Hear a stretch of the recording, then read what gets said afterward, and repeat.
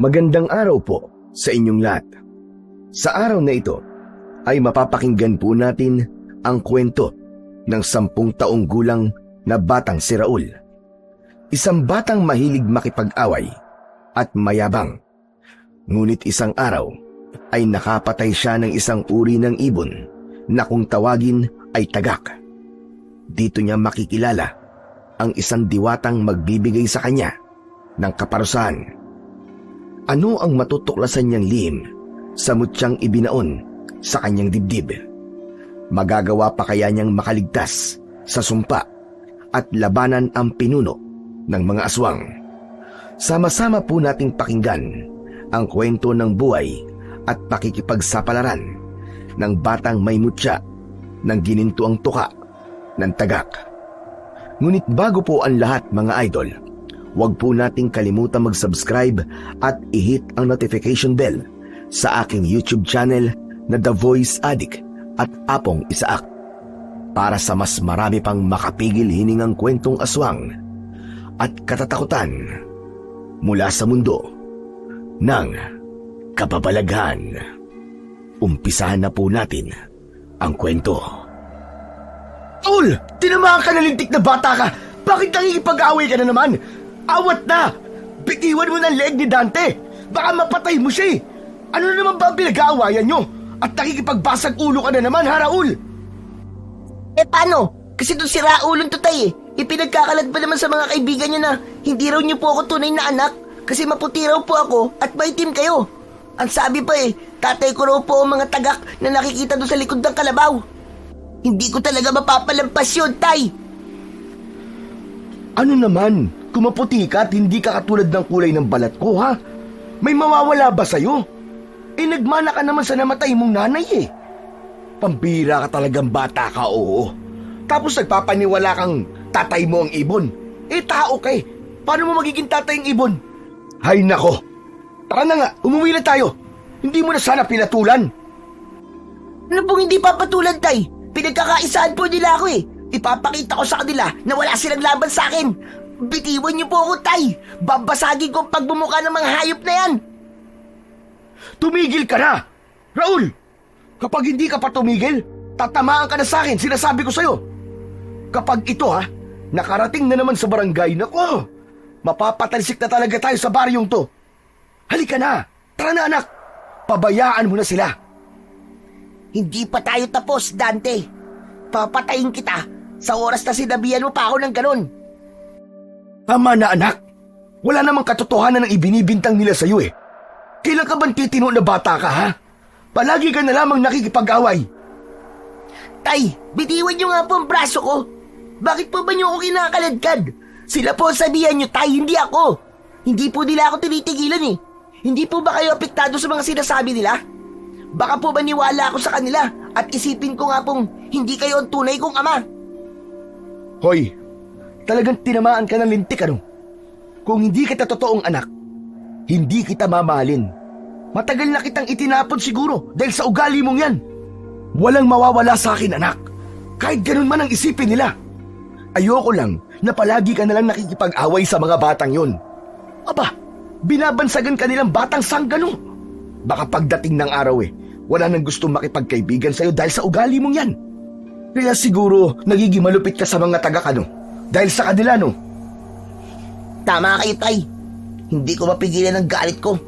Nakakainis. Sana po hindi niyo ako inawat. Nabasag ko sana ang mukha ng hayop na yun. Mabuti na po yung hindi ako magkaroon ng kaibigan kesa naman po palagi nila akong pinagtatawanan. Saka, sandali po, tay. Saan po ba tayo pupunta? Saan pa? Eh di sa bukid. Tutulungan mo ako magtanim ng palay. Tay, ayoko po. Hindi naman po bagay sa akin na magtanim ng palay. Kayo na po ang nagsabing maputi ako. Baka maging magkasing kulay pa po tayo, tay. Ayaw mo nun? Hindi ka na nila tutuksuin dahil magkakulay na tayo? Hindi bali na lang po. Basta ayoko po magtanim ng palay. Ay nako, kung ayaw mo magtanim ng palay, dalhin mo na lang ang kalabaw sa kabilang damuhan nang makakain naman. Payat na si Konji eh. Ayoko po, tay. Basta ayoko po rito sa bukid. Makakakita na naman po kasi ako ng ibon dito eh. Nakakainis po kasi ang ibong tagak na yun na ipinantutokso nila sa akin. Sinasabi po nila sa akin na malabo raw po tayo yumaman. Pag itim na raw po ang tagak, tapos titingin sila sa akin sa katatawa. Kita niyo na yun? Nakakainis po talaga. Kumukulo ang dugo ko kapag nakakita ako ng mga tagak. Ang tingin ko po sa mga ibon ay si Dante. Teka. Para naman yata nagdadailang ka na lang eh. Para hindi ka maobligang tumulong sa akin sa pagtatanim ng palay. Hindi naman ako magagalit eh. Magsabi ka lang anak, kung ayaw mo talaga. Tayo naman eh. Ang kasabihan ngayon ay ang pagputi ng uwak. Ang ibig sabihin nun ay imposibleng mangyari. Hindi yung pag-itim ng tagak. Alam mo bang bukod sa kulay puti meron din kasing kulay ng ginto ang ibong mga tagak. Pambihira silang makita dahil kakaibang nilalang sila. Ano po? Meron ganun po bang tagak, Tay? Oo naman. Kaya lang, bihira lang talaga yung magpakita sa mga tao. Talaga bang di mo ako tutulungan sa pagtatanim ng palay, anak? Hindi po, Tay. Mas gugustuhin ko pa pong gumala sa bundok kaysa magtanim ng palay. Ang lalim po ng putik at takot din po ako sa mga linta. Sige na. Ay nako, wala na talaga akong masabi sa mga dahilan mo. Ang bilis mong makahanap ng katwiran. O sige, mag-iingat ka na lang sa pagsuot sa gubat at maraming mga asang nakatira sa kakahuyan. Ang mabuti pa, isama mo ang kalabaw natin. Kahit hindi mo na siya bantayan, basta't pakainin mo lang siya sa may damuhan. Sige na nga po, isasama ko na nga po si Konji. Pero kapag may tagak na namang dumapo sa likod niya, babatuin ko na po talaga ng bato Natatakot din po kasi ako sa mahahaba nilang tuka Ang may 10 taong gulang na si Raul ay nag-iisang anak ni Mang Kaloy at Aling Lorena na maagang namatay sa sakit sa puso. Nakatira sila sa liblib na baryo ng San Isidro kung saan ay disiplinado ang mga tao. Maigpit din na ipinapatupad ng kapitan ang batas na sa tuwing sumasapit ang 6:00 ng gabi, ang mga kabataan ay kailangan nasa loob na ng kanilang mga pamamahay. Maging ang mga kababaihan, lalo na ang mga buntis, ay kailangang nasa loob na ng kanilang mga tahanan. Samantalang ang mga kalalakihan naman ay obligadong magronda sa gabi upang panatilihin ang kaligtasan ng mga mamamayan sa baryo. Dahil yun sa madalas na pambibiktima ng mga hindi nakikilalang nilalang. Marami na ang napapatay at madalas ay mga babaeng buntis. Habang ang mga kalalakihan naman ay matagal nang nawawala at hanggang ngayon ay hindi pa natatagpuan. Yun ang dahilan kung bakit nagkaroon ng malawakang pagroronda sa baryo at pagpapatupad ng karpyo. Kung minsan naman ay marami rin silang natatagpo ang mga biktima na hindi naman taga ron sa kanilang lugar. Nanggaling pa yun sa kabilang baryo. Kaya pinaniniwalaan na ang aswang na dumadali ay may pakpak. Karumal-dumal ang sinasapit ng biktima dahil butas ang tiyan ng mga ito na parabang nanggaling yun sa malaking tuka ng ibon. Wala pang nakakakita sa mga aswang na gumagala sa gabi, maliban na lamang sa mga iniiwang bakas ng mga paa nito sa lupa. Huwag nang matigas ang ulo mo, anak, ha? Umuwi ka kagad pagsapit ng 4:00. Alam mo na kung bakit, di ba? Marami ang nagkalat na aswang sa paligid. Baka memaya niyan matsyempoan ka. Opo, Tay. Sa isip ni Raul, habang naglalakad papalapit sa kinatatayuan ng kalabaw, hindi totoo ang mga aswang. Maniniwala lamang siya kung makikita yun mismo ng kanyang mga mata. Pero sa totoo lang, ay may hinala siyang gawa-gawa lang yun ng punong barangay nila upang tuluyang mahawakan sa liig ang mga tao. Sa katunayan, ay ilang termino na ang nagdaang butuan ay hindi pa napapalitan ang kanilang kapitang si Mang Tasyo. Kaya hinala niya ay tinatakot lamang nito ang mga tao at yun ang gusto niyang patunayan. Dahil kapag nagkataon, sisikat siya at malalamangan na niya si Dante. Mapapatunayan niya sa mga ito na matapang siya. Ano kaya kung abangan ko talaga ang aswang dito sa gubat at patutunayan kong wala talagang aswang? Pag nagkataon, ako ang pinakamatapang na bata at sisikat ako sa lahat. Paniguradong tirik na naman ang mga mata ni Dante sa inggit. Habang patalon-talon sa pagtakbo si Raul, ay napansin niya mula sa hindi kalayuan ang tagak na nakadapo sa likod ng kalabaw na si Konji. Mahaba ang tuka nito na nakatanaw sa kalayuan ng bundok habang abala sa pagsabsab ng damo ang kalabaw. Nasa gitna ito ng palayan na nakatiwangwang at walang nakatanim na palay dahil namatay ang may-ari ng lupa. Isa sa mga biktima ng aswang ang may-ari ng danawan o palayan na sinasaka ng ama. Bago lumapit sa ibon, ay sumulyap muna siya sa kinaroroonan ng kanyang ama na abala sa pagtatanim ng palay. Sinigurado niyang hindi nito makikita ang gagawin niya sa tagak.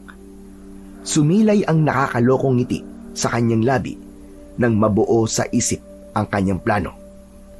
Dahan-dahan siyang humakbang papalapit dito at dumampot ng may katamtamang laki ng bato para batuin ang ibon. Saktong paglipad nito, ang pagpukol din niya ng bato rito at tinamaan sa dibdib ang tagak. Nagkikikisay itong bumagsak sa lupa na parabang hinahabol nito ang hininga. Nakita na rin na may dugong lumabas sa ilong ng ibon. O ano? Akala mo makakalipad ka pa? Teka, bakit naman nagkikikisay ka? At maliit lang naman ang bato na ibinato ko sa'yo Pambihira. Akala ko ba matapang daw ang mga tagak? O ano? Laban! Tumuka ka ngayon! Hindi pa nasiyahan si Raul at sinipa pa niya ng sinipa ang kaawa-awang tagak habang habol pa rin ito ang hininga. Nakabuka ang tuka nito at may umaagos na dugo sa bibig nito. Imbis na maawa, ay masaya pa siyang kinuha yun at hinawakan niya sa paa habang sinisipat sa kakaunting sikat ng araw. Patiwarik sa ere. Hindi na nito nagawang magpumiglas dahil nasaktan ito sa batong tumama sa dibdib nito. Hindi naman ako masama Ilalapag kita rito sa bato na may mga langgam. Sila na ang bahalang humusga sa'yo. Tapos babalikan kita mamaya para malaman ko kung nakaligtas ka ba o namatay ka. Kapag namatay ka, panalo ko. Hindi na ako tutuksoy ni Dante dahil isasampal ko sa pagbumuka niya ang bangkay mo. Alam kong takot siya sa mga ibon, kaya lintik lang ang walang ganti. Pero kapag nabuhay ka, aba, swerte mo na yun. Inilapag ni Raul ang ibon sa may bato na may umpukan ng kulay pulang langgam. Pinagmasdan na muna niya ito bago niya iniwan at kinuha ang tali ng kanilang kalabaw. Dinala niya ang hayop sa kagubatan kung saan ay marami itong masasabsab na mga damo. Pagdating niya sa gitnang kagubatan ay naisip niyang matulog muna. Nakaramdam siya ng pamimigat ng talukap ng kanyang mga mata. Kaya naman, agad siyang nahiga at nakatulog. Malakas na huni ng mga ibon ang narinig ni Raul nang siya ay magising sa kanyang kinahihigaang damuhan. Madilim na ang paligid at tanging sikat lamang ng buwan ang nagsisilbi niyang tanglaw. Ang kalabaw naman ay nakalugmok sa lupa at sa tingin niya ay natutulog na rin. Nanlalaki ang kanyang mga mata na kinusot-kusot pa ang kanyang mga mata dahil iniisip niyang baka nagkakamali lang siya o nananaginip lang. Hala, ano na kayang oras na? Diyos ko, hindi ko na malayang napasarap pala ang pagkakatulog ko. Nako, lagot talaga ako kay tatay nito. Inabutan ako ng karpyo. Mabilis na bumangon si Raul at nilapitan ang kalabaw na natutulog sa kahoy na kanyang pinagtalian. Subalit napansin niya ang malaking ibon na nakadapo sa sanga habang nakatingin sa kanya. Matagal na siyang nakakakita ng kuwago o butbot, pero kakaiba ang ibon na kanyang nakikitang tila nakangisi sa kanya. Mapupula ang mga mata nito na lumipad papalapit sa kanya. Nagulat siya nang bigla itong nagbuka ng pakpak at lumalapit sa kanya. Alam naman niya na naaalagaan ng tao ang mga ganong klaseng ibon, kaya naman inilahad niya ang kanyang braso. Kampante siyang hinintay ang pagdapo nito sa kanyang kamay. Kaya lang, bago pa man ito lumapit sa kanya, ay unti-unti nang humaba ang mga kuko nito. Nagbago ang mga mata nito at mas lalo yung lumaki. Kasabay ang paglapag nito sa lupa, ang pag-aanyo nito bilang isang taong kwago na may pakpak. Nakakatakot ang anyo nito na may mahahabang tuka. Ang mga mata nito na kulay dilaw ay tila nagbabagang apoy. Huwag! Huwag kang lalapit! Maawa ka! Lumayo ka sa akin, nalimaw ka! Lumayo ka! Huwag mo akong papatayin! Maawa ka! Anong sinasabi mong maawa? Naawa ka ba na pinatay mo ang asawa ko kanina? Hayop ka! Hindi ka pa nasiyahan. Iniwan mo pa sa bato na puno ng langgam. Kaya gagawin ko rin sa'yo ang ginawa mo sa asawa ko! Patawad po! Hindi ko po alam ang sinasabi niyo! Hindi mo alam? Sinungaling! Sinadya kong patulugin ka upang iparamdam sa'yo ang takot na naramdaman ng asawa ko kanina habang pinaglalaroan mo siya. Lintik lang din ang walang ganti. Parurusahan kita hanggang sa gustuhin mo lang mamatay. Teka, sandali lang naman po, taong kwago. Taong ibon. Ano po ba tatawag ko sa inyo? Hindi ko po talaga sinasadya. Tsaka, imposibleng asawa niyo po ang tagak na yun. Kwago po kayo, hindi ba? Umikot ang nilalang mula sa kanyang harapan at nagulat siya nang magpalit ito ng anyo. Naging isang taong tagak na may gintong tuka. Nanlaki ang kanyang mga mata at kinurap-kurap pa para masiguradong hindi nga siya nagkakamali sa kanyang nakikita. Kasunod, ang pagbalik nito sa dating anyo bilang taong kwago. Ang mga balahibo nito sa katawan ay parang baluti na gawa sa bakal na kahit na anong sandata ang tumama sa katawan nito ay hindi yun tatagos at tatalab. Itinaas nito ang kamay para bang may malakas na puwersang humigop sa kanyang katawan papalapit sa nakabukas nitong palad. Hinawakan nito ang kanyang leeg ng magaspang nitong kamay. Takot na takot siya sa itsura ng aswang na taong kwago, lalo na nang makita niyang ang balahibo nito ay unti-unting naging dalawang sungay na tumutubo sa ulo nito. Mas lalong nagkulay pula ang mga mata nito at bigla niyang naramdaman ang pag-iinit ng kanyang leeg dahil sa palad nito. Umangat ang kanyang paa sa lupa habang sakal siya ng nilalang. Kahit anong pagpupumiglas niya ay hindi siya makaalis-alis sa kamay nito. Patawad po! Hindi ko talaga sinasadya! Bitiwan niyo na po ako! Maawa po kayo sa akin! Huwag niyo po akong papatayin! Malas mo lang dahil hindi kita mapapatawad sa ginawa mo sa akin. Pero dahil sa hindi ako kontento na basta ka na lamang patayin, pahihirapan kita sa pamamagitan ng isang parusa. Kahit saan ka magpunta, ay hahabulin ka ng mga tagak na halimaw. Tutukain ka nila, pati ang iyong mga mata. At kapag tapos na ako sa pagpapahirap sa'yo, saka kita papatayin at ipapakain naman kita sa mga alagad ko. Hindi, wag po! Ayoko po! Hindi na po ako uulit talaga! Hindi na po ako malalakit na mga tagak! Patawarin niyo na po ako! Hindi ko po talaga sinasadya yun! Hindi mababawi ng paghingi ng tawad ng sumpa. Lahat ng ginawa mong pagpapahirap sa aking asawa ay doble ang mararanasan mong hirap. Ito ang kabayaran sa pagiging masama ng ugali mo.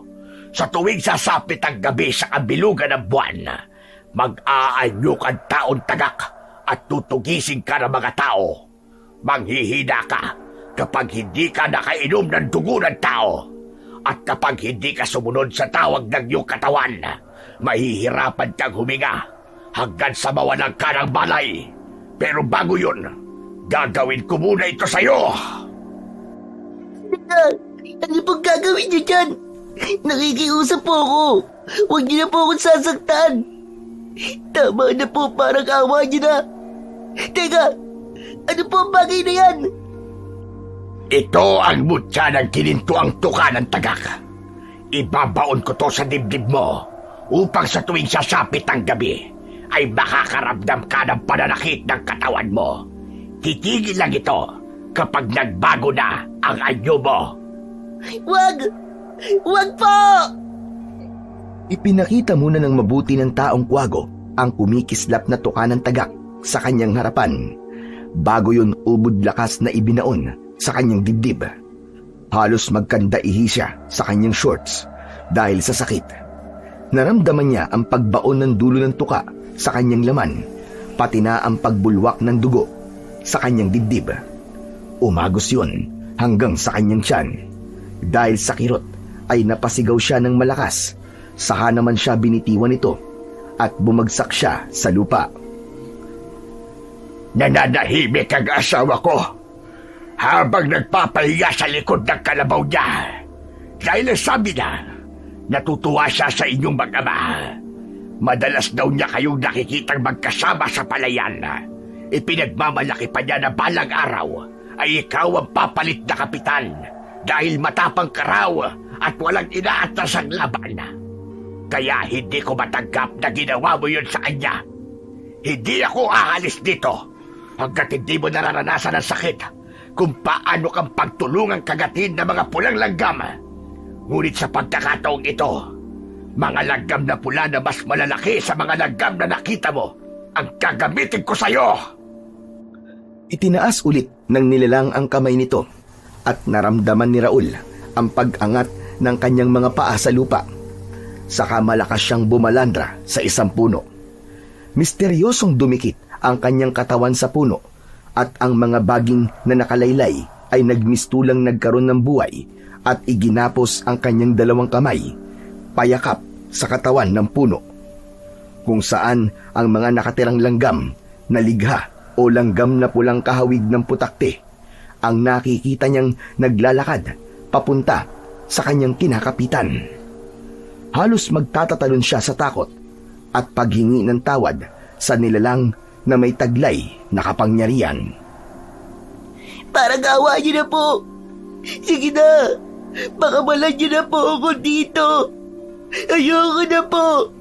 Hindi na po talaga ako ulit. Makakalaya ka lamang sa sumpang ibinigay ko sa'yo kapag gumawa ka ng kabutihan para sa iba. Magkakaroon ka ng kakayahang lumaban sa mga halimaw. Makikipag-agawan ka sa kanilang pagkain. At kapag hindi ka lumaban sa mga kampo ng kadiliman, ikaw naman ang papatayin nila. Pero kailangan mong kumilos na parang aswang sa pamamagitan ng pag-inom ng kanilang dugo. Ipabalik ko sa'yo lahat ng ginawa mo sa aking asawa. Parang awa niyo na po. Huwag niyo po akong iwan dito. Magpasalamat ka na lang at hindi pa kita pinapatay. Ipagdasal mong makaligtas ka sa mga aswang. Dahil kung hindi, wawasakin nila ang katawan mo para makuha ang mutya na nasa loob mo. Isang malakas na pagaspas nito ng pakpak ang nagpasigaw kay Raul. Iniwan siya ng nilalang habang mahigpit siyang nakatali sa katawan ng puno. Nagsimula na ring gumapang ang mga langgam papunta sa kanyang ugat. Kaya naman, halos magpumigla siya sa pagkakagapos, ngunit masakit na ang kanyang kamay, sanhi ng pagkuskus ng baging sa kanyang pulsuhan. Umagos ang masaganang luha sa kanyang mga mata.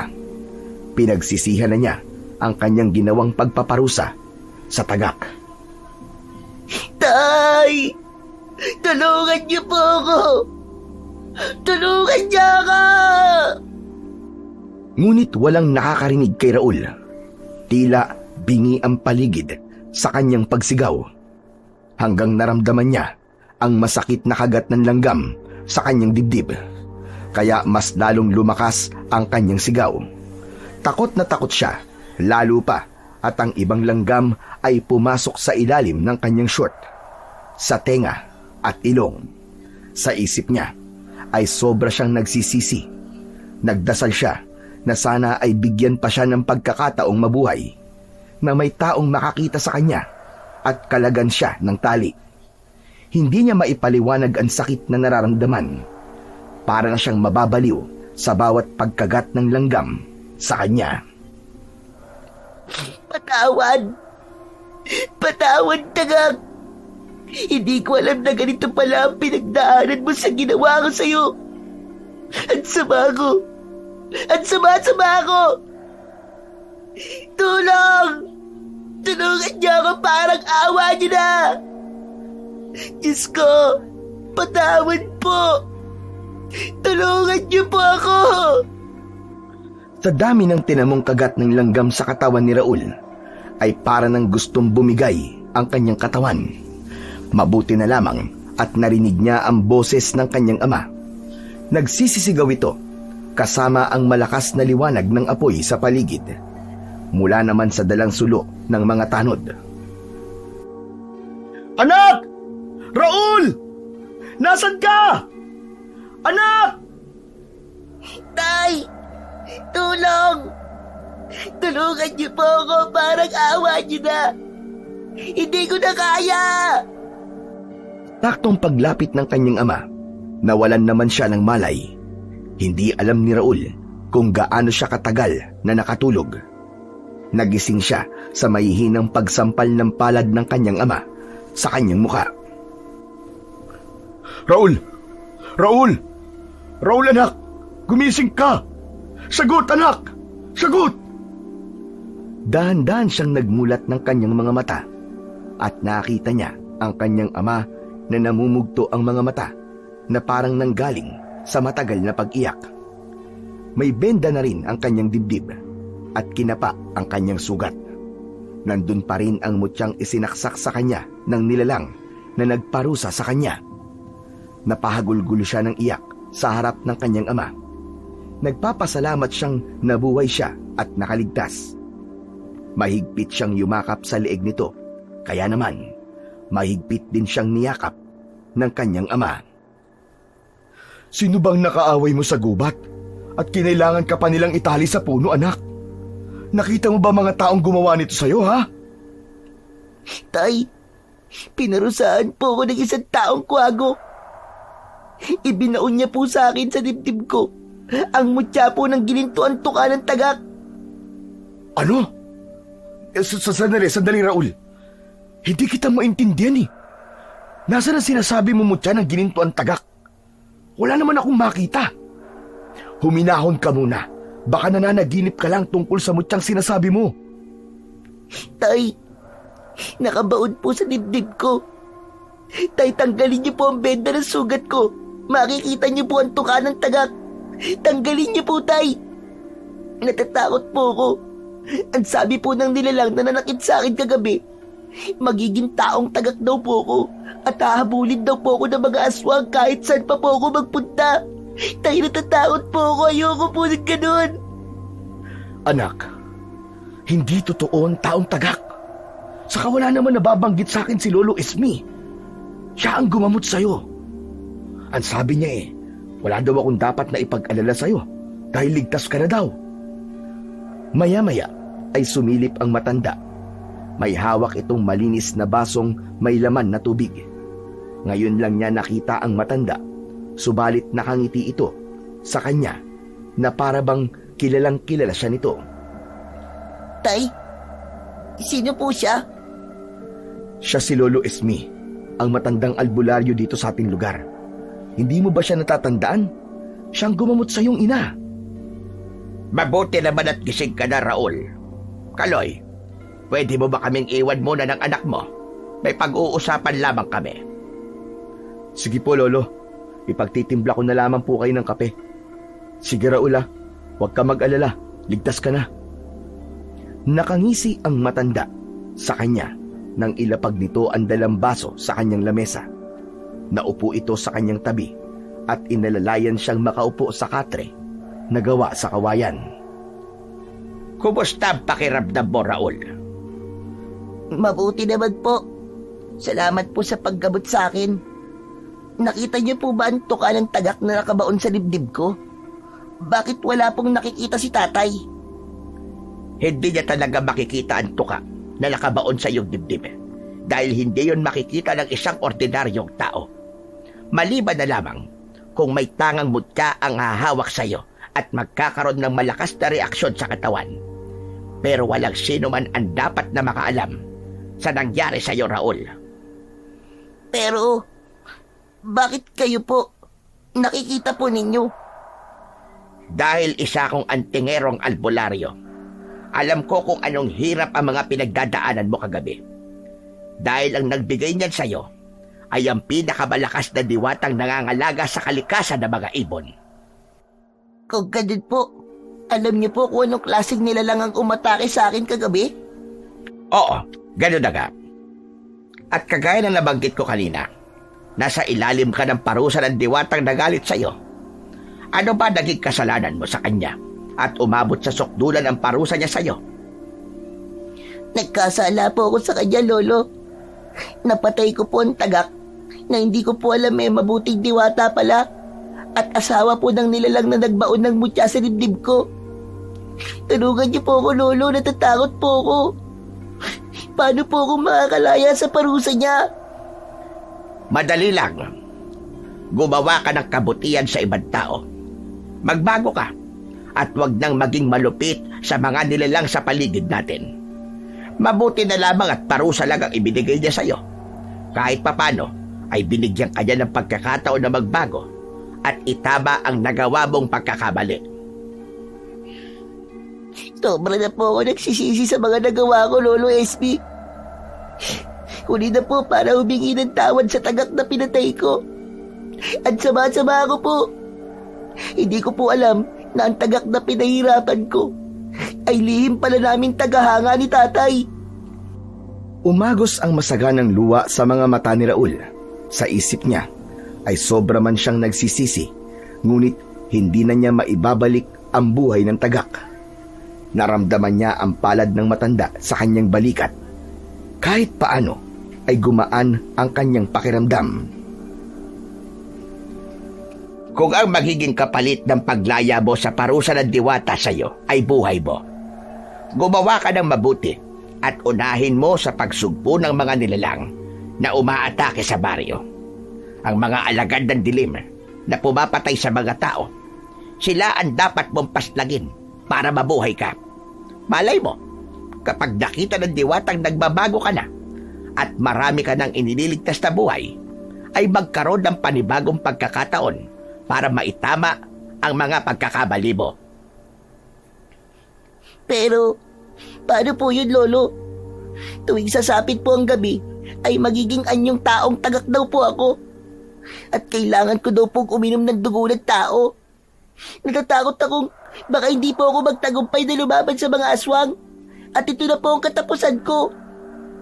Paano na po ang aking tatay? Mag-isa lamang po siya. At hindi ko rin po kayang uminom ng dugo ng tao. Kamatayan ang sasapitin mo kapag hindi mo sinunod ang diwata.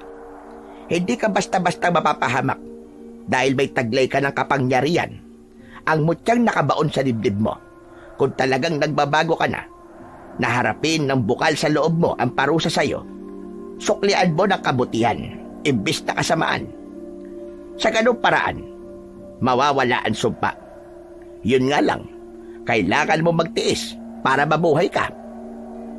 Maya-maya pa ay bumalik ang kanyang ama. May dala na itong 2 tasang may laman na kape. Ibinigay ni Mang Kaloy ang isa kay Lolo Isme, na tumayo na rin para kunin ang baso na may laman na tubig. Inumin mo muna itong gamot na ginawa ko para sa iyo, para mawala naman ang pamamaga ng kagat ng langgam sa balat mo. Sige na, inumin mo na, iho. Salamat po, Lolo Isme. Pagkatapos mo naman, itong kape inumin mo na rin para bumalik na ang lakas mo. Ay, oo nga pala. Mamaya ay may darating akong bisita dito sa bahay. Kalalaya lang niya mula sa kulungan. Maging mabait ka sa kanya, ha?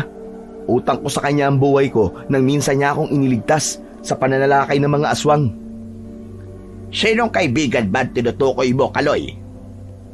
Si Gestoni po, 10 taon po siyang nakulong at ngayon lang po ako nakatanggap ng sulat mula sa kanya na dito raw po siya pansamantalang tutuloy sa bahay.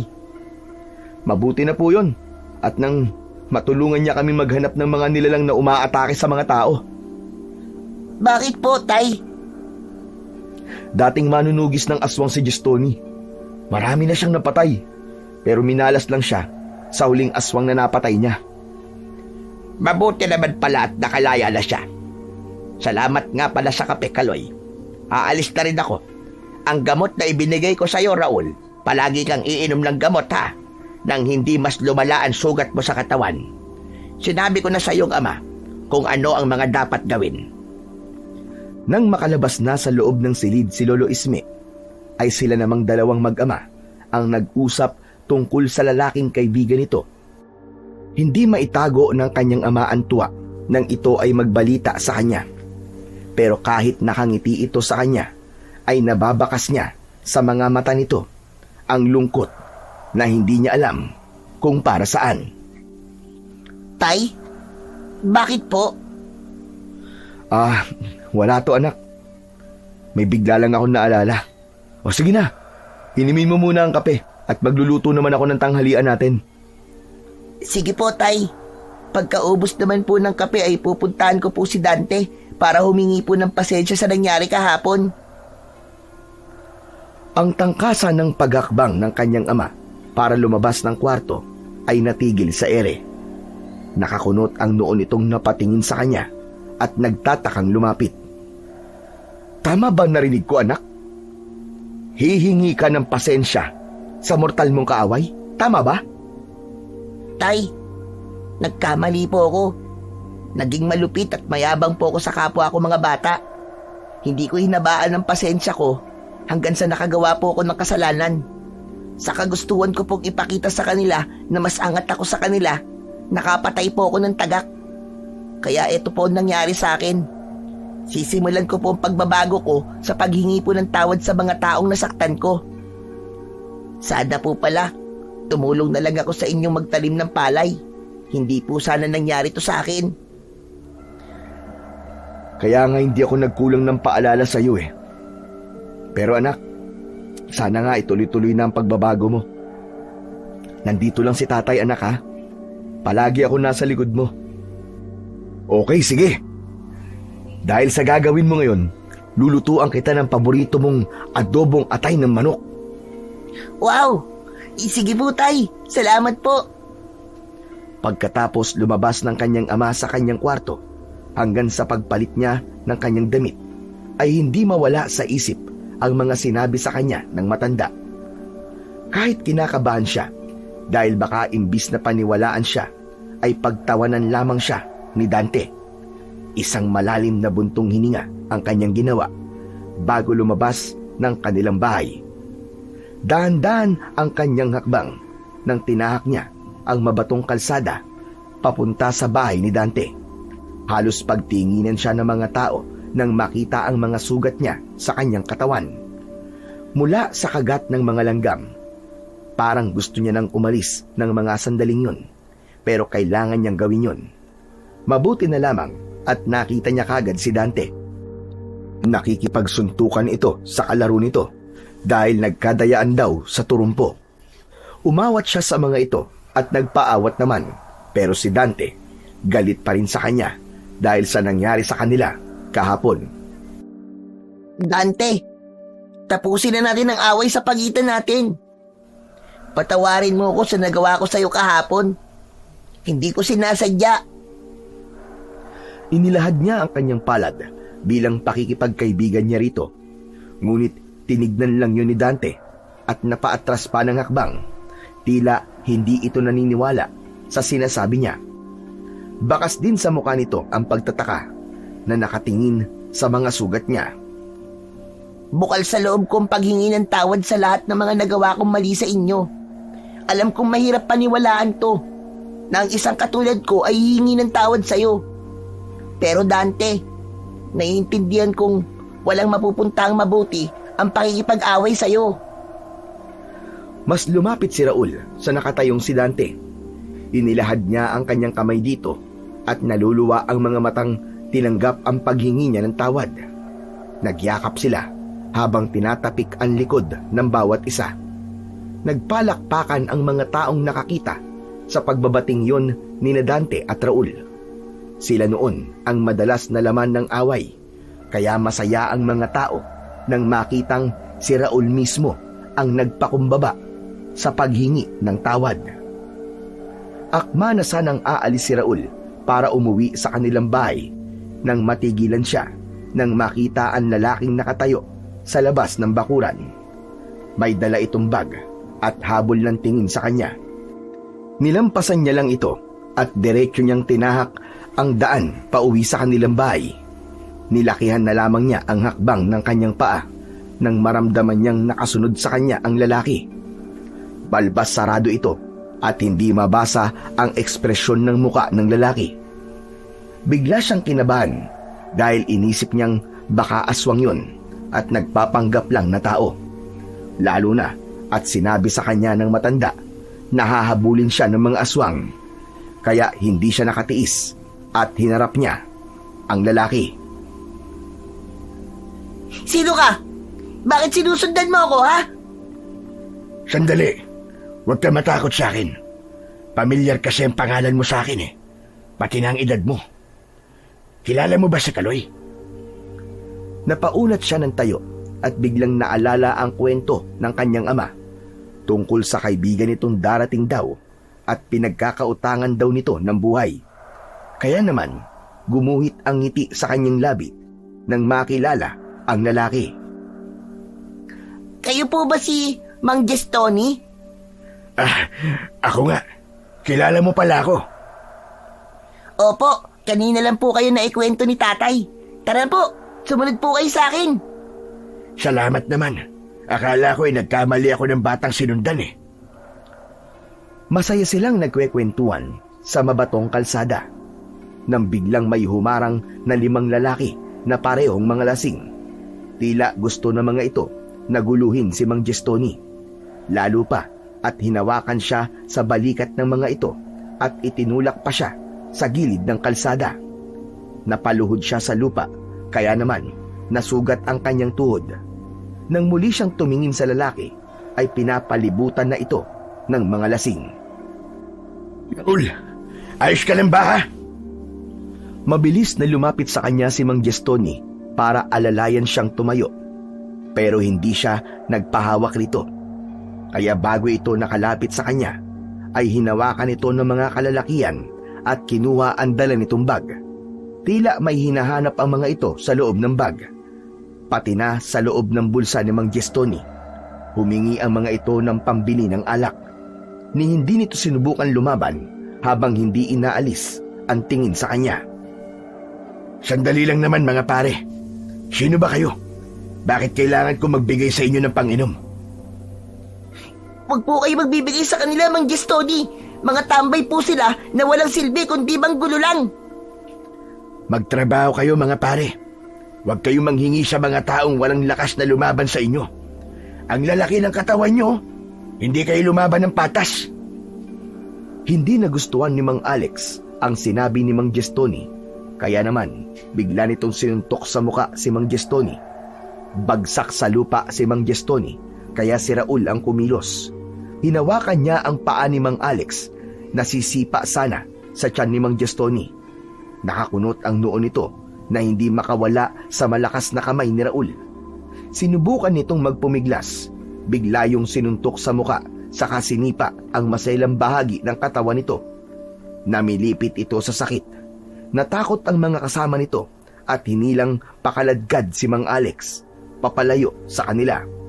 Saka sinulyapan ni Raul ang natitigilang si Mang Gestoni.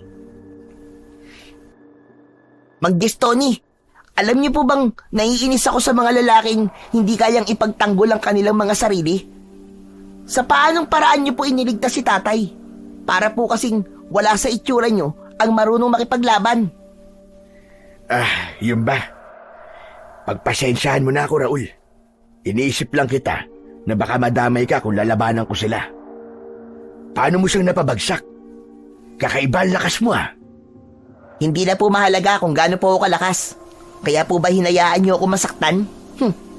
Tumayo na po kayo dyan at baka bumalik pa ang mga yun at magtawag ng resback. Bago lang po kayo sa lugar namin. Kaya siguro pinagtripan nila kayo. Pasensya na po. Pero kapag alam niyo pong nasa tama kayo, lumaban kayo. Ayoko po sa mga taong duwag. Saglit lang. Saan ka pupunta? Pauwi na po ako. Kung gusto niyo po sumunod sa akin, maglakad po kayo. Hindi naman po kayo nasaktan kaya hindi niyo kailangang alalayan. Malalaki ang hakbang ng kanyang paa na iniwan niya ang lalaki. Ni hindi niya ito nilingon, basta tuloy-tuloy lang siya sa paglalakad. Kaya mas nainis siya sa bagong dating na lalaki. Para bang mabigat ang loob niya rito. Baka lang sa nakita niyang kaduwagan ni Mang Gestoni, kaya siya nadidismaya.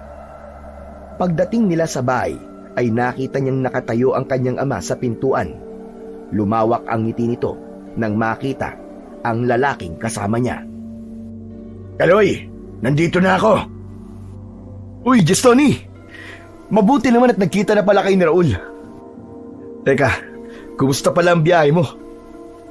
Ayos lang. Masaya naman. Ang laki na pala ng pinagbago na San Isidro. Oo, tama ka. Pero ang mga nilalang sa paligid, mas lalo silang dumarami. Hindi sila nawala at mas maraming lalaki nawawala at hindi pa rin natatagpuan hanggang ngayon. Huwag na natin pag-usapan yan. Pumasok na tayo sa loob. Tumingin ang dalawang lalaki sa gawi ni Raul habang pinag-aaralan niya ang mga kilos ng dalawa. Naramdaman niya na parang naiilang ang dalawa sa pagtawag sa mga pangalan ng mga ito. Daig pa ng mga ito ang magkapatid kung mag-usap. Samantalang siya naman ay nagpaiwan sa labas ng bahay. Nag-aalala siyang malapit ng dumilim ang paligid at mangyayari na ang sumpa sa kanya. Walang dapat makaalam ng kanyang sekreto, katulad ng nabanggit sa kanya ni Lolo Isme. Hindi alam ni Raul kung ano ang pinag-uusapan ng kanyang ama at ng bisita nito, dahil mas pinili niyang matulog ng maaga at magkulong sa loob ng kanyang kwarto, habang pinakikiramdaman niya ang kanyang sarili, kung gaano kahirap ang mararanasan niyang sakit habang nagpapalit siya ng anyo bilang isang taong tagak. Umagos ang kanyang luha sa mga mata. Takot na takot siya, subalit kailangan niyang mag-isang harapin ang parusa ng diwatang sumumpa sa kanya. Napabalikwas ng bangon si Raul nang bigla niyang naramdaman ang pananakit ng kanyang dibdib. Para yung humihibot-hibot na parang may buhay na insekto sa loob. Nahawakan niya ang kanyang benda sa dibdib. Napatayo siya at sinubukang hindi lumikha ng ingay sa loob. Hindi maaaring malaman ng kanyang ama ang tungkol sa nangyayari sa kanya. Anak, hindi ka ba sasabay kumain sa amin ni Mang Gestoni mo? Kanina ka pang tanghali, hindi ka makain Busog pa po ako, Tay. Sige na po. Kayo na lang po muna kumain. Napakagat sa palad si Raul dahil sa masakit na paghaba ng kanyang dalawang binti hanggang sa para na yung binti ng tagak. Payat ang kanyang paa at sa ibon na rin ang kuko. Habang ang kanyang kamay ay kusang dumidipa at unti-unting tinutubuan ng pakpak sa balat. Bumalot ang kulay puting balahibo sa kanyang katawan at humaba ang kanyang leeg. Naluluwa siyang pinagmasdan ang kanyang sarili. Naramdaman niya ang pagkalam ng kanyang sikmura, maging ang pagkauhaw niya sa dugo. Alam niya na kahit hindi niya nakikita ang kanyang mga mata, ay namumula yun na parabang nagbabagang apoy. Ganun pa rin naman ang kanyang muka at hindi siya nagkaroon ng mahabang tuka. Katawan lang ng tagak ang nagbago sa kanya. Sa bintana siya dumaan. Lumipad siya sa impapawid habang hindi niya matanggap sa kanyang sarili na isa na siyang halimaw. Naamoy niya sa hangin ang mabangong amoy ng sanggol sa sinapupunan ng isang inang malapit ng magluwal ng anak. Kahit na anong mangyari, Hindi ako kakain o titikim ng dugo ng tao. Mas gugustuhin ko pang mamatay na lang kaysa tumikim ng karne ng tao. Saktong pagtingin niya sa ibaba ay nakita niya ang nakahintong kalesa. Merong isang lalaking kutsero ang nagmamadaling umikot sa loob ng sasakyan. Nasiraan ito ng gulong at tiyempong manganganak ang babaeng pasahero nito. Yun ang kanyang naaamoy na mabangong sanggol. Asawa ni Mang Alex ang nakikita niyang babae na pinapaanak ng kutsero. Sa kalesa mismo nanganganak ang babae. Natanaw niya ang kakaibang mga nilalang na nakadapo sa puno ng mangga. Kahawig niya ang mga yun. Nakatanaw ang mga ito sa ibaba habang hinihintay ang pag-iyak ng bata. Pumosisyon siya upang protektahan ang nanganganak na buntis. Saktong pag-iyak ng sanggol ang pagkataranta ng mga nilalang sa pagbaba sa lupa. Lumipad din siya sa unahan ng kalesa, paharang sa 3 nilalang na nag-anyong taong tagak. Nakangisi ang mga ito na ang pakpak ay nakadipa. Umiiyak ang babae dahil sa labis na takot nang makita ang mga nilalang na nasa unahan ng kalesa.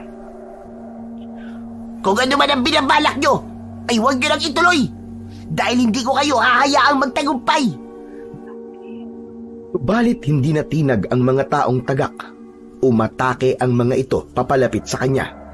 Bigla ang paglitaw ng liwanag sa kanyang mga kamay at lumabas ang kanyang espada na umaapoy.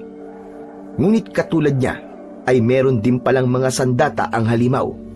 Humaba ang mga kuko nito sa paa at tangkasanang dadangitin siya ng mga ito. Tumalon siya ng mataas para protektahan ang mag-ina sa 2 aswang na balak kunin ang sanggol na walang tigil sa pag-iyak. Umikot siya sa ere at lumabas ang malabuhawi niyang liwanag na bumalot sa buong kalesa. Tumalsik ang kalaban sa malayo dahil sa liwanag na bumalot sa kalesa. Sige na! Patakbuhin mo na ang kalesa! Bilisan nyo! Kailangan nyo na kumalis dito! Nasa pangalim ang buhay ng sanggol! Ako na pong bahala sa kabilang gulong! Habang naiikutan sila ng malalakas na liwanag, ay nagmamadali ang lalaki sa pagpapatakbo ng kalesa, habang si Raul ay lumipad at hinawakan ang bubong ng kalesa upang maging balanse ang gulong at mapatakbo yun ng maayos. Mabilis yun tumakbo na kahit hinahabol sila ng mga kalaban ay hindi nakaabot ang mga taong tagak. Galit na galit ang mga ito na humuni ng malakas na parabang sapato. Saka muling lumipad sa impapawid. Samantalang si Raul, nang makita niya na malapit na ang kalesa sa pagamutan, ay nagpaalam na siya sa babae at sa kutsero. Sobrang nagpasalamat ang mga ito sa pagkakaligtas niya sa buhay ng mga ito.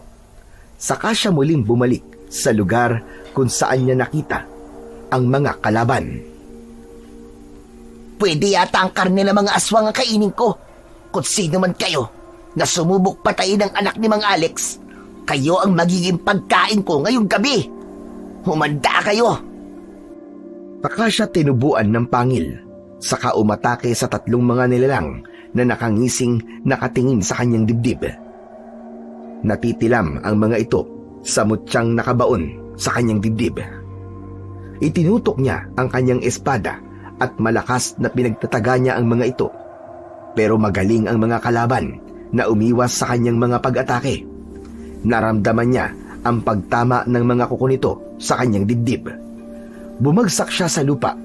Naramdaman niya ang matigas na lupang tumama sa kanyang likod.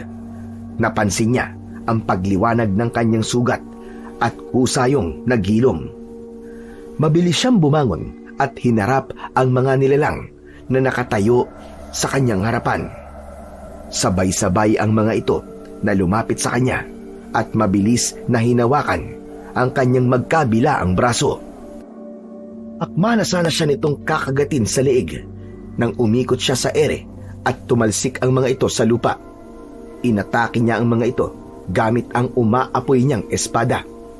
Tinagpas niya ang mga pakpak ng mga ito at sa isang iglap ay bumalik ang mga ito sa anyo bilang isang tao. Namimilipit ang mga naputulan ng kamay na nakahandusay sa lupa. Isa lang ang napansin niya sa mga nakalaban niya. Lahat ng mga yon ay merong nakabaon na tuka ng tagak sa dibdib. Binunot niya yon at lumiwanag ang katawan ng lalaki. Saka lang yun natunaw, ganun din ang ginawa niya sa ibang mga kasama nito. Naluluwa siyang napaupo sa lupa. Nagtataka siya sa mga nangyayari. Bumundol ang kaba sa kanyang dibdib nang mahawakan niya ang tuka ng tagak. Kapareho yun ng nasa dibdib niya. Itinago niya yon sa kanyang bulsa dahil alam niyang magagamit niya yon sa oras na muli niyang makausap ang diwata. Punong-puno ng panghihinayang ang dibdib niya nang hindi man lang niya natanong ang aswang bago ito naglaho. Hindi niya rin nakita ang mukha nito upang makilala kung sino ang taong tagak. Ano nangyayari? Bakit marami akong katulad na may nakabaon na tuka ng tagak sa dibdib? Diyos ko, kailangan kong makausap si Lolo Ismi. Kailangan ko siyang makita. Nagmamadaling tumayo si Raul at lumipad sa impapawid. Kaya lang, habang lumilipad siya sa ere, ay naramdaman niya ang pananakit ng kanyang sikmura dahil sa pagkauhaw niya sa dugo. Pero kahit na anong mangyari, ay hindi niya gagawin ang sinasabing yun ng diwata sa kanya. Hindi siya papatay ng tao.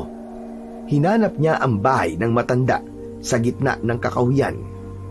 Matagal siyang nagpaikot-ikot sa itaas ng mga puno dahil hindi pa siya maaaring umuwi sa kanilang tahanan. Mananatili siya sa pamamahay ni Lolo Ismi. Sakto na nakita niya ang maliit na kubo ng matanda. Bukas pa ang ilaw ng gasera nito sa loob. Paglapat ng kanyang mga paa sa lupa, ay malaki ang hakbang na kumatok sa pinto. Nagbabaka sakali na lamang siyang yun nga ang bahay ng matanda. Lolo! Lolo, tulungan niyo po ako! Lolo Isme! Nagtago muna siya sa likod ng halaman para lang masiguradong doon nga nakatira ang matandang albularyo. Narinig niya ang yabag ng paa papunta sa pinto at nakita niyang sumilip sa pintuan si Lolo Isme. Sino yan? Dahan-dahang lumabas sa pinagtataguang halaman si Raul. Naluluwa na kagad siya nang makita ang matanda. Nakakunot ang noo nito na nakatitig lamang sa kanya. Raul? Ikaw ba yan, iho? Ako po ito, Lolo Isme. Tulungan niyo po ako. Diyos ko, pumasok ka, bilisan mo.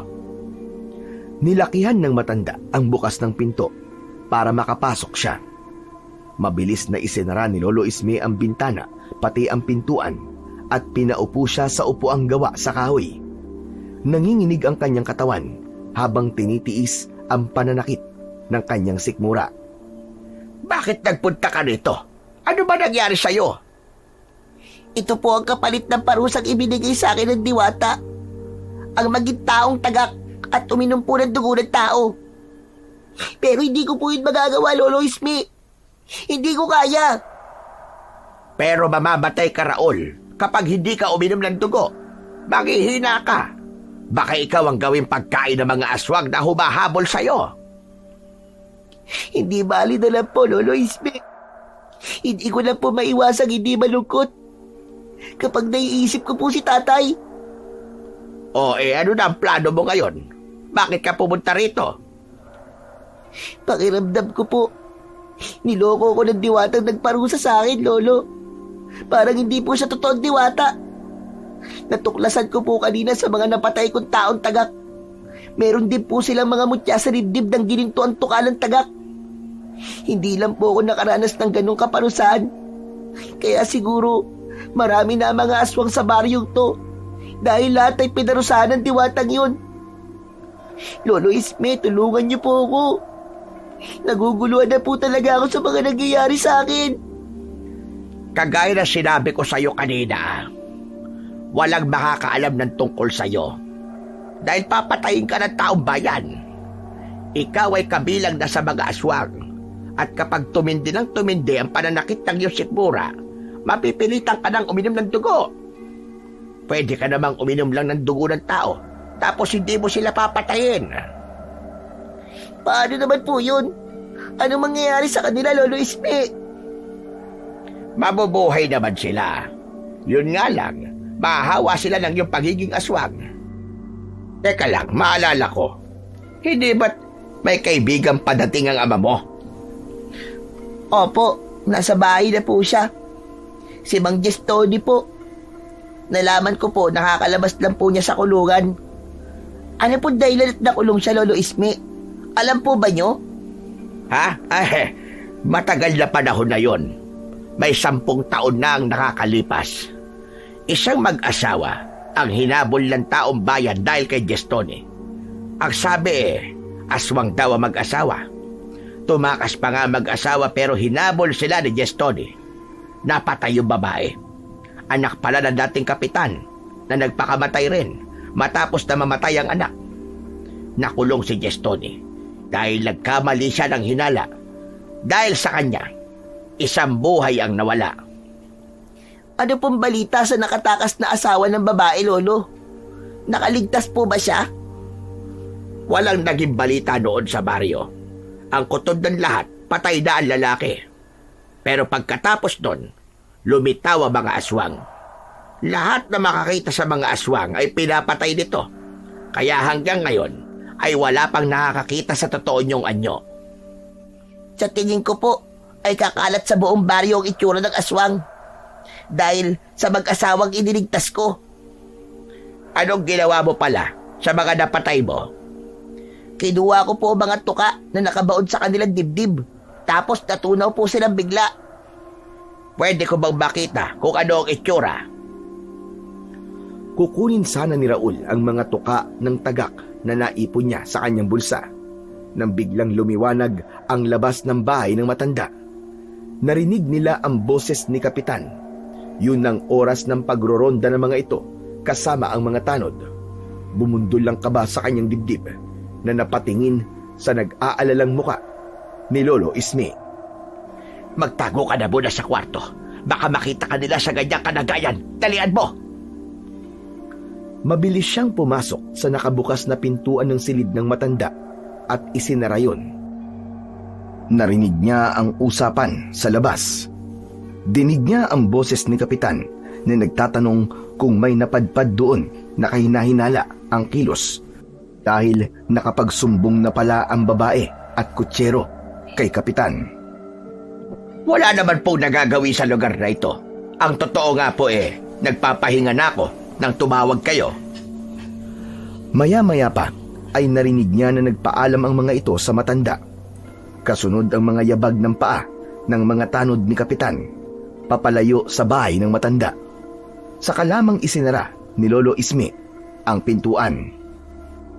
Sige na, pwede ka nang lumabas, Raul. Kailangan mo magtago sa bahay nyo. Hindi ka pwedeng manatili sa bahay ko. Baka makita ka nila rito. Naiintindihan ko po. Baka madamay po kayo kung sakaling malaman nilang tinutulungan niyo po ako. Pasensya ka na, iho. Sige na, makakaalis ka na. Mag-iingat ka na labang. Gawin mo ang sinabi ko, kaysa mamatay ka sa gutom. Kung mas matimbang ang pagmamahal mo sa iyong ama, pipiliin mong mabuhay kapalit ng buhay ng bisita nyo. Pag-iisipan ko po. Pero hanggat kaya ko pong pagtiisan ng sakit, ay hindi po ako titikim ng dugo ng tao. Tsaka pala, pwede mo ring inumin ang dugo ng kapwa mo aswang. Mapapatay mo ang aswang kahit sa pamamagitan lamang ng iyong kagat. Magkokontra ng inyong dugo hanggang sa mamatay ang aswang na makakagat mo. Teka, oo nga pala. Baka inahanap ka na ng iyong ama para kasing narinig ko siya kanina na humihingi ng tulong. Baka napahabak na siya. Diyos ko, wag naman po sana. Ang lupit naman po ng parusa ng diwatag din sa akin. Pero sa bagay, kasalanan ko naman po talaga Sana, hindi ko na lang po pinatay ang tagak na yun. Sige po, Lolo Isme. Aalis na po ako. Marami pong salamat. Luminga-linga muna sa paligid si Raul bago lumipad papalayo sa bahay ng matanda. Nawala na sa isip ni Raul ang tungkol sa tuka na hinihingi ng matanda sa kanya. Naalala lamang niya ito nang nasa himpapawid na siya. Nakita niya sa ibaba ang malakas na liwanag ng mga sulo ng tanod, pero bigla siyang kinabahan nang makitang may ilang mga aswang na nakaabang sa mga tanod. Hindi maganda ang kanyang kutob. Balak ng mga taong tagak na salakayin ang mga nagroronda. Mas lalo siyang kinabahan na baka may nangyaring ang masama sa kanyang ama. Sinabayan niya ang pagbulusok ng lipad ng mga ito para atakihin ang mga tao. Mabilis din siyang bumaba sa lupa at humarang sa mga halimaw. Saktong napatayo siya sa gitna ng tanod at ng mga aswang. Natigilan ang mga tanod. Hindi nakagalaw ang mga ito nang makita ang kanilang mga anyo. Hanggang dyan na lang kayo! Huwag niyo nang ituloy ang mga binabalak niyo! Nagsipag-atrasan ang mga tanod dahil sa labis na takot. Pero nagtiwala ang mga ito kay Raul. Marahil, alam ng mga ito ang tungkol sa nagawa niyang kabutihan sa babae at sa kutserong iniligtas niya. Saktong pagsugod sa kanya ng mga aswang, ay tumulong naman sa kanya ang mga tanod. Nakipagpambuno sila sa mga taong tagak. May mga nagtamo ng sugat hanggang sa natira na lamang ay ang 2 aswang. Kontra sa kanilang 2 ni Kapitan. May sugat din ito sa dibdib mula sa kuko ng mga aswang. Ako na po bahala rito, Kapitan! Tumakas na po kayo! Sige na po! Iligtas niyo po ang mga taong sugatan! Ayaw pa sana siyang iwan ni Kapitan, pero ipinagtabuyan niya ito. Saktong pagsunggab sa kanya ng aswang, ang pagsuntok naman niya sa mukha nito. Pasadsad na bumagsak ang isang taong tagak sa lupa at sunod na umatake sa kanya ang isa pang taong tagak. Lumitaw ang umaapoy niyang espada sa kanyang kamay at inatake ang mga kalaban. Bumagsak ang mga ito sa lupa hanggang mamatay at nakita yon ng mga tanod na hindi pa pala umaalis ng mga sandaling yun. Binunot niya ang tuka sa dibdib ng mga ito at isinama sa karamihan. Nakaipon na siya ng mga ginintoang tuka ng tagak. Lumapit sa kanya si Kapitan nang makita nitong natunaw na ang katawan ng mga halimaw sa lupa. Nagpasalamat sa kanya ang mga tanod, pati na rin si Kapitan. Ibinigay sa kanya ni Kapitan ang panyo nitong kulay pula para daw makilala siya sa oras na muli silang magkita sa gubat na yon. Lahat ay nakaligtas, subalit marami ang sugatan sa mga ito. Itinuro niya si Lolo Isme na pwedeng gumamot sa mga sugat ng mga tanod. Isang tangulang ang itinugon ni Kapitan at pasasalamat muli sa mga tanod. Saka siya lumipad sa impapawid para umuwi sa kanilang bahay. Pero nakaramdam siya ng pagod. Nangihina ang katawan dahil hindi siya nakainom ng dugo. Humihingal siyang nagpahinga sa isang sanga ng puno. Hindi niya namalayan na nawalan siya ng malay sa sanga na kanyang pinagpapahingahan. Mabuti na lamang at hindi siya nahulog. Pagmulat ng kanyang mga mata ay nakita niya ang kanyang ama na nakatunghay sa kanyang muka.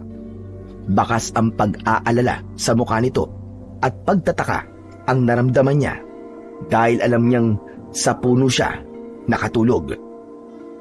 Tay, paano po kung nakapunta rito? Nakita kita sa puno na walang malay, anak. Mabuti na lang at mababa lang ang puno na pinagdapuan mo. Pumasok ako sa silid mo. Akala ko kasi nasa labas ka lang eh. Yung pala, may nangyayari na sa'yo na hindi ko alam.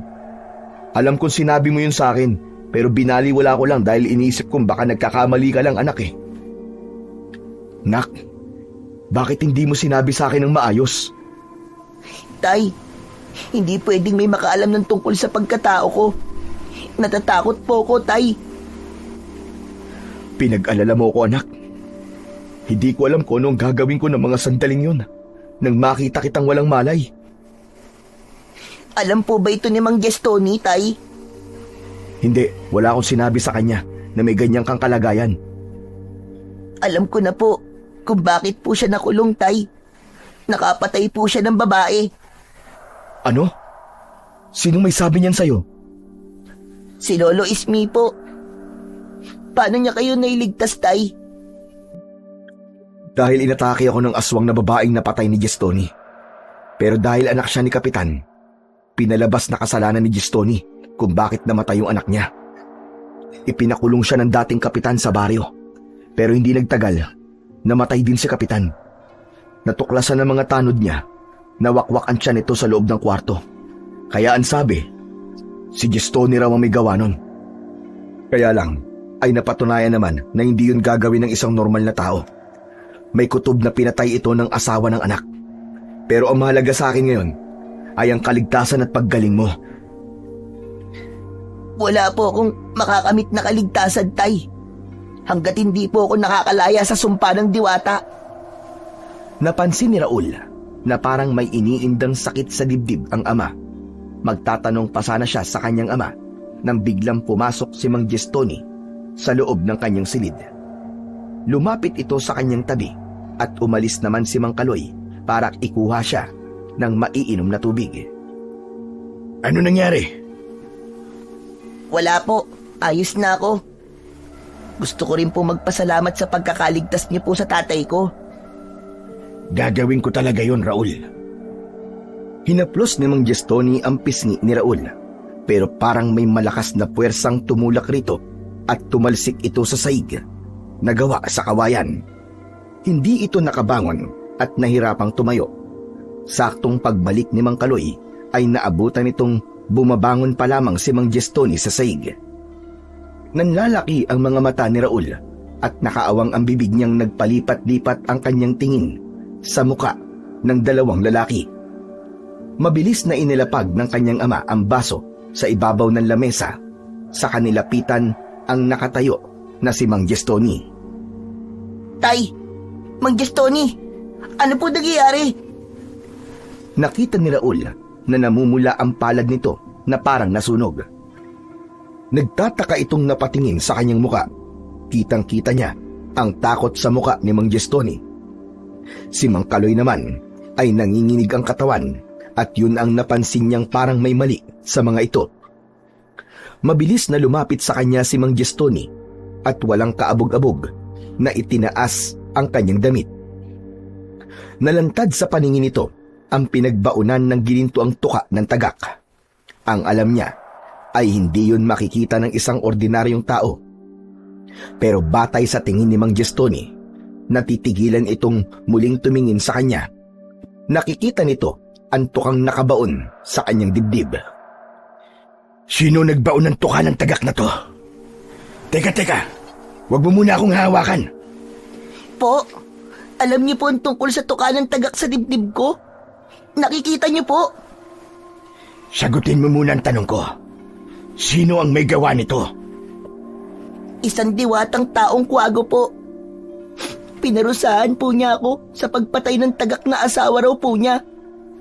Ito po ang kapalit ng kasamaan ko, Mang Gestoni. Patayin ko raw po ang mga aswang na kagaya ko rin pong taong tagak. Sinabi ba niya na kailangan mong uminom ng dugo ng tao?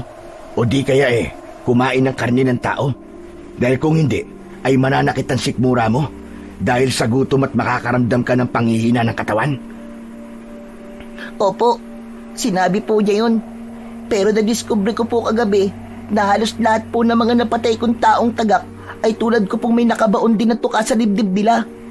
Ang sabi po niya ay mutya raw po ito ng ginintuan tuka ng tagak. Hindi siya totoong diwata, Raul. Kampon siya ng kadiliman na gumagawa ng mga aswang. Hindi siya totoong diwata katulad ng sinabi niya sa'yo. Dahil siya mismo ang amo ng mga aswang. Diyos ko, siya ang asawa ng babaeng napatay ko. Siya ang bumalik para gumanti sa akin. Sinadya nila akong ipakulong dahil isa akong manunugis ng aswang. Taglay ko ang sinasabi mong mutya ng ginintuan tuka ng tagak. At ang tuka ng tagak na nasa dibdib mo ay huwad. Hindi ito totoo. Gestoni, anong ibig mong sabihin? Ang tuka nasa dibdib ng anak mo ay mutya ng pagkaaswang. Matatanggal lamang ito sa oras na mapatay mo ang taong kwago na may gawa nito sa'yo. Niloko ka niya para gumawa ng aswang at nalaman na niya na konektado kayo sa akin. Kaya kayo ang ginagantian niya. Pagkukunwari ang sinasabi niyang gumawa ka ng kabutihan. At ang mga taong tagak na nakakalaban mo, lahat sila ay biktima ng hayop na yun. Matagal nang patay ang asawa niya, kaya wala siyang asawang pinatay mo. Dala ng pag-aalala ay nayakap ni Mang Kaloy si Raul. Samantalang si Raul naman ay biglang nakaramdam ng takot. Nag-aalala siya na hindi niya akalain na nahulog na pala siya sa bitag ng aswang na nagparusa sa kanya. Pero hindi pa rin yun mangyayari sa kanya. Kung hindi siya pumatay ng tagak, yun ang ginamit ng aswang para makalapit sa kanya. Kung ganun, matutulungan niyo po pala ako, Mang Gestoni. Kahit buhay ko pa ang kapalit, tutulungan talaga kita. Magkasama natin papatayin ng diwatang yun. Sa oras na magkaharap kami, papatayin ko siya. Kaya po pala nakikita niyo ang tuka sa dibdib ko dahil manunugis kayo ng mga aswang at kayo ang may tangan ng tunay na mutya ng ginintuan tukalang tagak. Teka sandali, para maniwala kang hindi yan ang tuka ng ginintuan tagak. Akin na, Kaloy. Dali, yung tubig na dala mo kanina. Nilapitan ni Mang Kaloy ang basong nakalapag sa lamesa at kinuha ang baso saka inabot yun kay Mang Gestoni. Pumikit ito ng mariin at sa isang iglap lang ay napansin niyang nagkulay asul yun na parang may bisa ng isang malakas na orasyon. Ibinuhos ni Mang Gestoni ang tubig sa kanyang dibdib. Kitang-kita ni Raul na nagkulay itim yun at lumabas ang kulay itim na usok mula sa sugat niya. Napaatras si Mang Kaloy, bakas ang pag-aalala sa mukha nito. Lumikot din ang mga mata na para bang meron tong gustong sabihin. Marami pa po akong nakuwang mga tuka ng tagak sa dibdib ng mga nakalaban ko. Nang binunot ko po yun sa dibdib nila, ay bigla po silang nalusaw. Mawawala lang yan kapag napatay mo na ang kwago na yon na nagpanggap na diwata. Ang hayop na yun, pati ang anak ko'y dinamay pa niya. Mapapatay ko siya. Mamayang gabi, haharapin natin siya. Papatayin natin ang hayop na aswang na may gawa nito sa'yo.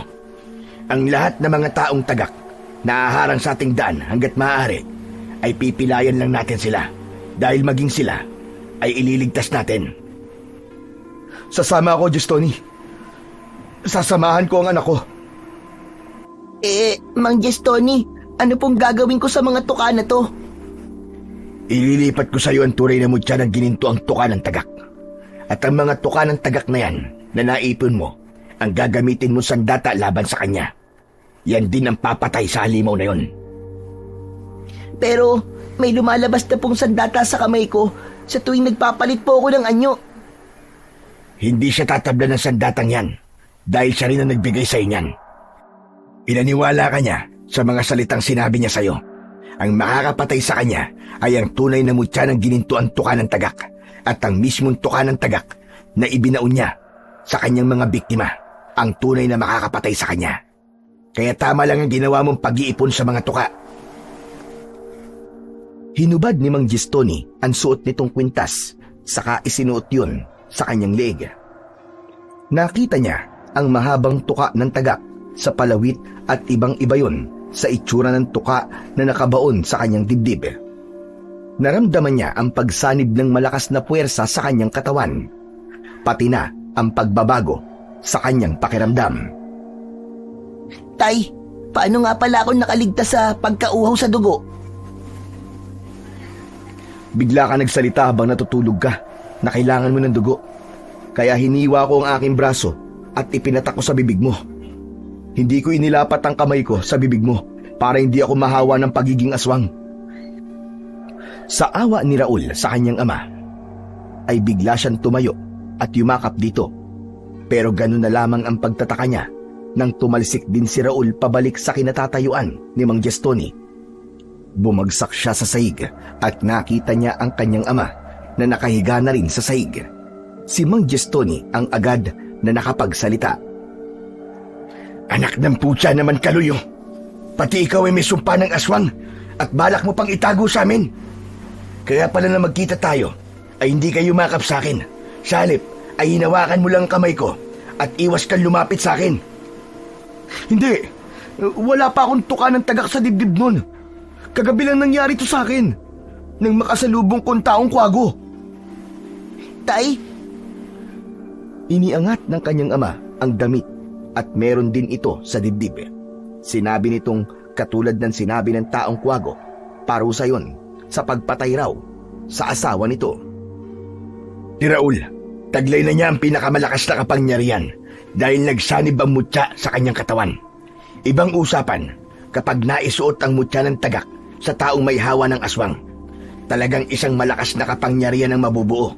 At ikaw naman, Kaloy, hindi ka muna pwedeng lumapit kay Raul. Tumayo si Mang Kaloy at naluluwang napatingin kay Raul. Punong-puno rin ito ng takot sa muka. Kaya pala madali siyang nakuha ng kanyang ama dahil katulad niya ay nakakalipad na rin ito. Mabuti na lamang at hindi sila nagtagpong mag-ama para maglaban. Kaya bilang paniniguradong makikilala nila ang bawat isa, ibinigay ni Raul ang kulay pulang panyo sa ama. Ibinigay yon ni Kapitan sa kanya. Sa ganung paraan ay makakaligtas ang ama dahil makikilala ito ng mga tanod bilang mabuting aswang. Ngayon, alam na natin ang lahat na kayo ay biktima rito. Palalabasin ko siya sa lungga niya. Matagal niya nang gustong mapatay ako at lalabanan ko siya. paano po kayo? Ngayon wala na po sa inyo ang mutya. Manunugis ako ng aswang. Kahit wala sa akin ang mutya, magagawa ko pa rin pumatay ng mga aswang. Ang kailangan natin, mapatay ang halimaw na gumawa nito sa inyo at maligtas natin ang kanyang mga naging biktima. Buong araw silang naghanda ng mga gagawin sa pagpunta sa gitna ng kakahuyan. Si Mang Gesto nilang ang lumabas sa gitna ng kagubatan habang si Mang Kaloy at Raul naman ay nanatiling nasa itaas ng puno. Habang ang bilog na buwan ang nagsisilbi nilang tanglaw sa gitna na yun ng kagubatan. Biglang dumating si Lolo Isme. Sino ka? Anong ginagawa niyo sa gubat na to? Mapanganib dito. Hindi nakatiis si Raul at bumaba siya sa lupa para iligtas ang matanda habang si Mang Kaloy naman ay nanatiling nasa itaas ng puno. Lumapit siya kay Lolo Isme para sabihing kilala niya si Mang Gestoni. Lolo, kayo ang hindi dapat na narito. Mapanganib po rito. May hinihintay po kami. Hinihintay? Alam mo namang mapanganib dito, di ba? Lolo, sige na po. Umalis na po kayo. Bakit po kayo pumunta rito? Raul, umalis ka sa tabi niya. Pumunta ka rito. Mang Gestoni, huwag po kayo mag-alala. Hindi po siya kalaban. Kakampi po natin siya. Ang hinihintay niyo ba ay ang diwatang nagsumpa sa'yo, Raul? Opo, dahil alam na naming niloko niya kami. Siya ang totoong aswang, Lolo. Niloko niya po ako. Hindi ko totoong napatay ang asawa niya. Naalala po ba ninyo ang kinuwento niyo sa akin? Yung asawa ng babae. Buhay siya. At siya po nagiganti sa mga tao. Pati na po kay Mang Gestoni. Si tatay po, ginawa rin po niyang aswang. Raul, umalis ka sabi sa tabi niya. Siya ang kalaban. Isang malakas na pagsakal sa kanyang leeg ang naramdaman ni Raul nang muli siyang humarap kay Lolo Isme. Sa pagkakataong yun ay nakangisi itong nagkulay pula ang mga mata na mistulang bolang apoy. Pero nabitiwan siya nito nang mapaso ito sa kanyang katawan. Dahil yun sa taglay niyang mutya. Nagbago ang anyo nito. Mula sa pagiging matanda ay nagpalit ito ng anyo.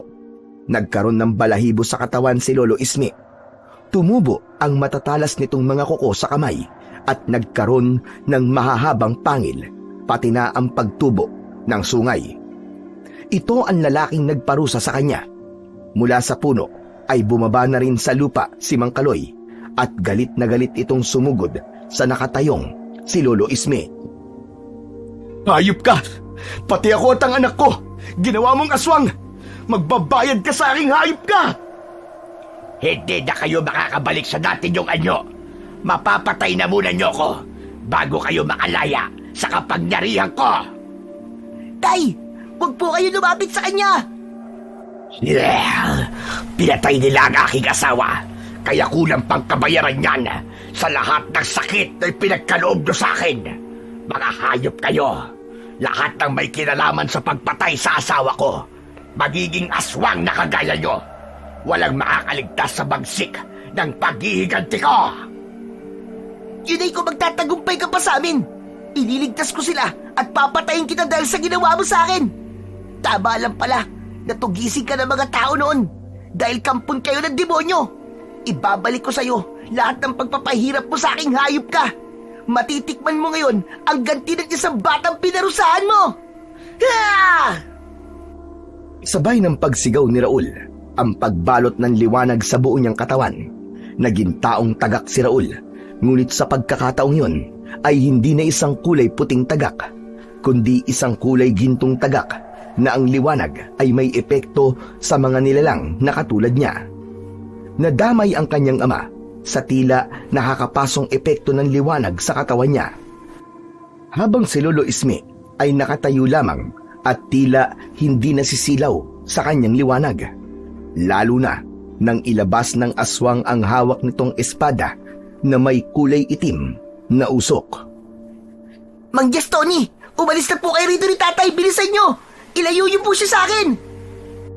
Namimilipit ang kanyang ama sa sakit ng epekto ng liwanag sa katawan niya, kaya pinagtago muna ito ni Mang Gestoni sa likod ng isang puno, habang ang agwat naman niya sa aswang ay halos 5 dipa na lamang ang layo.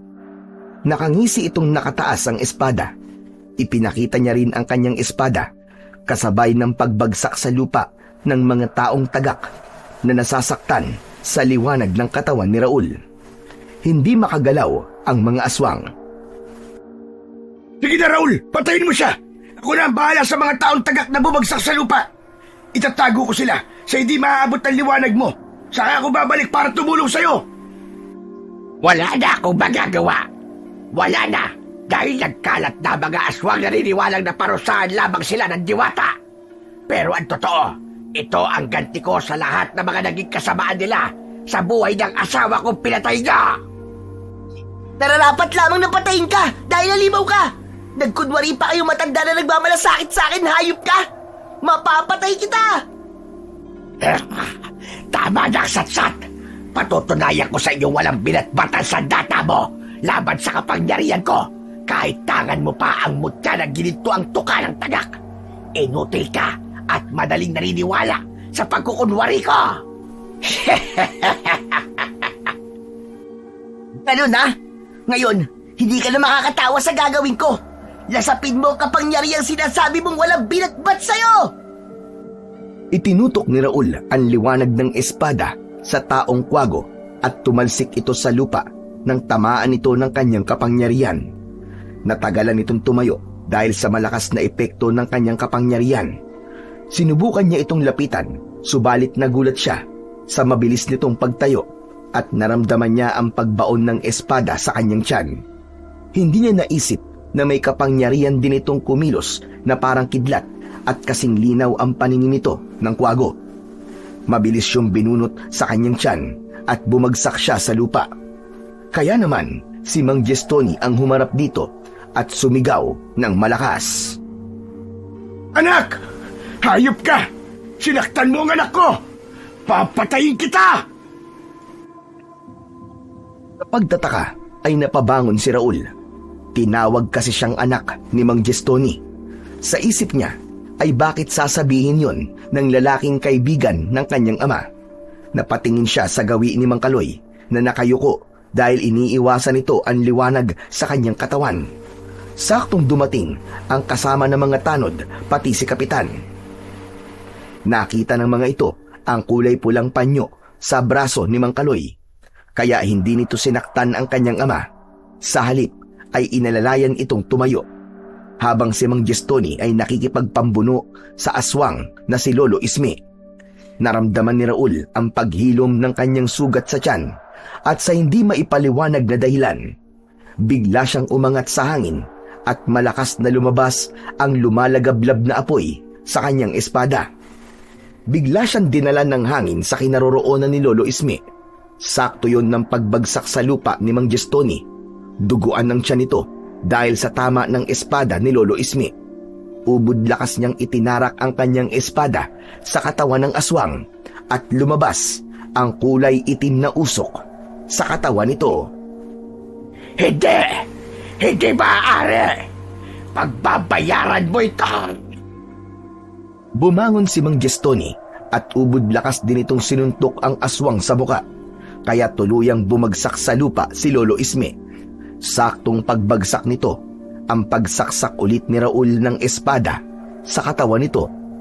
Dinukot ni Raul ang mga huwad na tuka ng tagak sa kanyang bulsa at yun mismo ang isinaksak niya sa leeg, sa dibdib at sa tagiliran ng matanda hanggang maubos niya ang lahat ng mga tuka sa katawan nito. Ito na magiging katapusan mo! Bumalik ka na sa impyerno! Kasabay ng pagsaksak niya nang umaapoy niyang espada sa dibdib ng pinuno ng halimaw, ang pagsabog ng malakas na liwanag sa buong katawan ng aswang. Magkasabay silang tumalsik sa damuhan ni Mang Gestoni at nakita niyang natunaw ang katawan ng aswang. Nawala ang tuka ng tagak na nakabaon sa kanyang dibdib at nagbalik na ang dati niyang itsura. Hindi na sila taong tagak ni Mang Kaloy. Maging ang mga taong tagak na bumagsak sa lupa ay bumalik na rin sa kanilang pagiging tao. Gulat na gulat ang kapitan ng baryo dahil ang mga taong tagak ay ang mga nababalitaang matagal nang nawawala. Tumayo si Mang Gestoni at yumakap ng mahigpit kay Raul. Ganon din si Mang Kaloy na nakalaya na rin sa sumpa. Mabuti na lamang ang tinamong sugat sa katawan ni Mang Gestoni ay hindi masyadong malalim. Kanina po, tinawag niyo po akong anak. Bakit po, Mang Gestoni? Dahil ako talaga ang totoo mong ama, Raul. Balak ko lang sana na kunin kita sa kapatid kong si Kaloy. Pero dahil pareho kayong nasa panganib, napagpasyahan kong iligtas ko muna kayo. Ngayong napatay na natin ang pinuno ng mga aswang, wala nang dahilan para umalis pa tayo sa baryong to. Nakalaya na ang mga tao at wala nang banta ng panganib sa buong baryo. Patawarin mo ako, anak, ha? Kailangan kong gawin yun para ilayo ka sa pag-iiganti ng halimaw na yun. Pero hindi ko inaasahan na alam na pala niya at natunto na tayo. Patawarin mo rin ako, Raul, sa lahat ng pagkukulang ko sa'yo. Ay, pero hindi ko po kayang iwan si Tatay Kaloy. Hindi natin siya iiwan, anak. Dahil magkakasama tayong titira sa baryong to. Kasama ang Tatay Kaloy mo, na kapatid ko.